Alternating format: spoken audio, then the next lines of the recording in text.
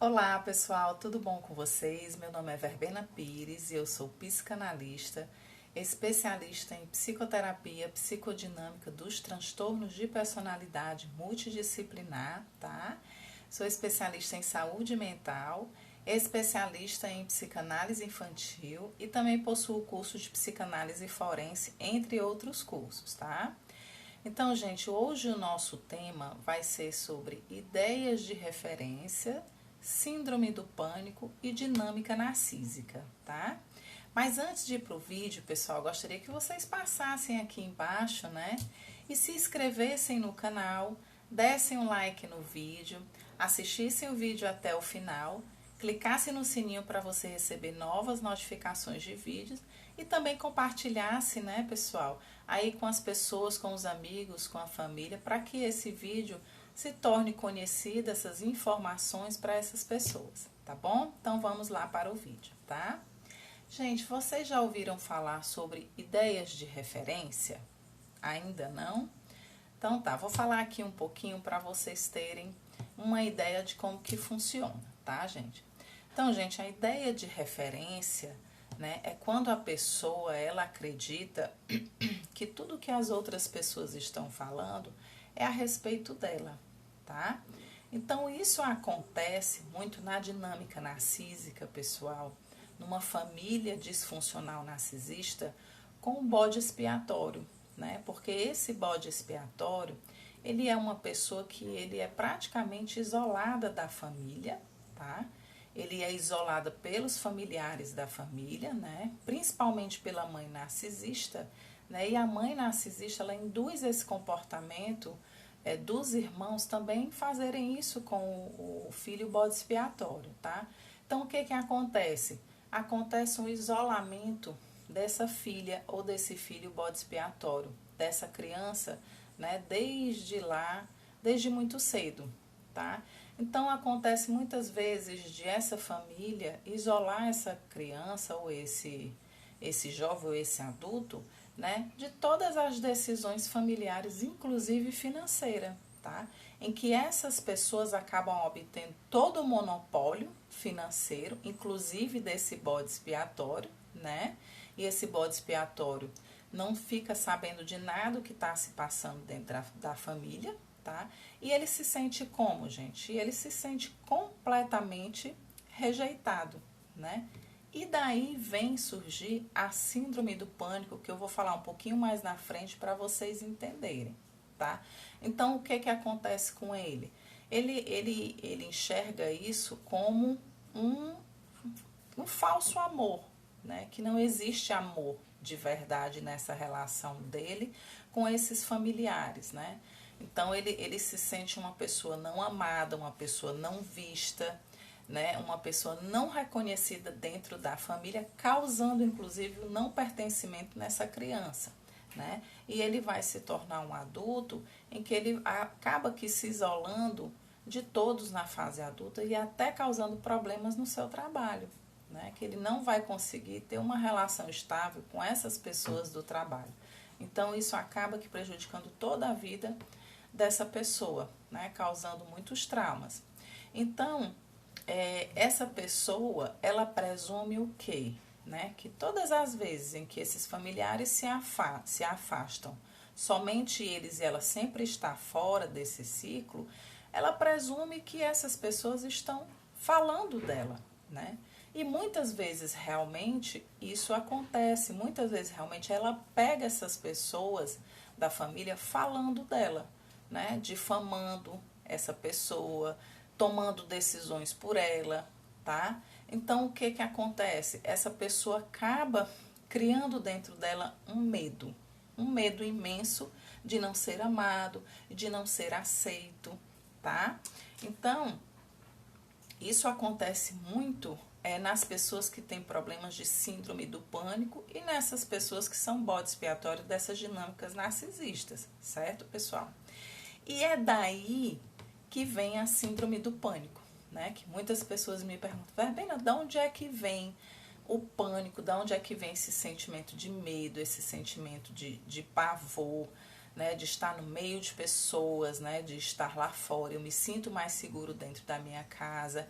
Então esse sentimento primário, gente, ele vem muito dessa dinâmica, né, que as pessoas pensam que o sentimento primário é só medo, né, é só pavor. Aí são sintomas, pessoal, né? A raiz do problema vem exatamente daí. Aí o que que acontece? A pessoa acaba evoluindo nesses medos, nesse pavor, indo para uma síndrome do pânico, né? E como é que funciona esse ciclo do pânico, tá, gente? Em primeiro lugar, tudo começa com a pessoa agindo normalmente, né? Ela tá ali naquela família narcísica, né? Mas também, gente, pode ser dentro do trabalho, né? Pode ser em qualquer lugar que essa pessoa tiver, tá? Inclusive, ela sofre essa dinâmica também, muitas vezes dentro do trabalho, né? Quando ela vê aquelas pessoas falando dela, né? Sofrendo bullying, tá certo? E aí, em primeiro lugar, né? Tudo começa com a pessoa agindo normalmente, tá, pessoal?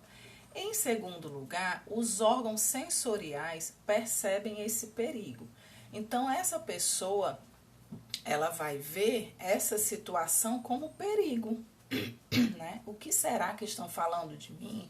Será que estão falando mal de mim? Como ela foi isolada, né, desse grupo, é mais do que natural ela pensar que estão difamando ela, que estão falando mal dela, né? Então é super natural. O que que vai causar dentro dela? Medo, abandono, né? E isso vai evoluindo, né? Terceiro, o cérebro capta o sinal de perigo iminente, tá, pessoal? Quarto, o cérebro ordena que o corpo se prepare para lutar e fugir. Então aí começam a ser produzidos hormônios, né, de luta e fuga no corpo dessa pessoa, tá? Quinto, o corpo produz ideias e sensações de medo e ansiedade. E sexto, os seus sentidos entendem todos esses sintomas como perigosos. Então, todas as vezes que essa pessoa passar a ter esses sintomas, passar a ter essas sensações no corpo, né, ela vai entender isso como perigo, tá? Então, quando a pessoa percebe essas manifestações corporais como uma ameaça, tá, gente? O corpo, ele vai produzir hormônios e respostas de ansiedade e medo, né? Então, vai para a luta e vai para a fuga, né? E daí mais manifestações corporais vão aparecer e esse ciclo fica se repetindo, pessoal. Então, um dos sintomas são distorções das percepções da realidade, né? Que é exatamente o que acontece também lá na ideia de referência, tá?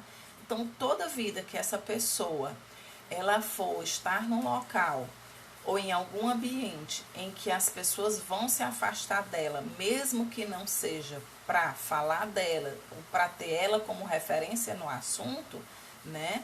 Ela já está, o que foi que aconteceu com essa pessoa? Já foi feito essa crença dentro dela, esse caminho neural, né, de que todas as vezes que essas pessoas se afastarem, em qualquer ciclo, em qualquer ambiente que ela tiver, ela vai presumir isso, né, como um bullying, né, ou como uma ameaça para ela. E isso vai estar se repetindo nesse ciclo, tá, pessoal?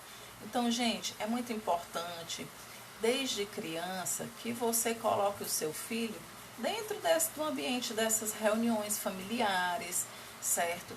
De acordo com a idade dessa criança, né? Colocar ela dentro dessas decisões familiares quando ela for se tornando mais adolescente ou mais adulta, né? E ensinar também essa criança como é que se lida com os conflitos, tá? Alguns conflitos dentro de casa, né? Você pode chamar os teus filhos para tomar uma decisão junto com você, né? Para se resolver algum problema, tá? E assim, gente, isso vai dar respaldo para essa criança, para esse jovem, para ele mesmo resolver os problemas dele dentro e fora de casa, né? E ele tendo esse respaldo, quando ele estiver lá fora, no ambiente de trabalho, num ambiente social, num ambiente de estudo, numa faculdade ou num curso, lá, pessoal, ele vai saber resolver esses problemas dele, né? Ele não vai ter esse medo quando aparecer alguma situação conflitiva, ele não vai ter esse medo e acabar aqui fugindo dessas responsabilidades dele lá fora, né? Não causando essa síndrome do pânico. Então, pessoal, fica a dica aí para vocês, tá? Vamos olhar para essas crianças, trazer elas para dentro dessas reuniões familiares, para dentro do ambiente familiar, para que ela possa também se desenvolver com sucesso lá fora, tá bom?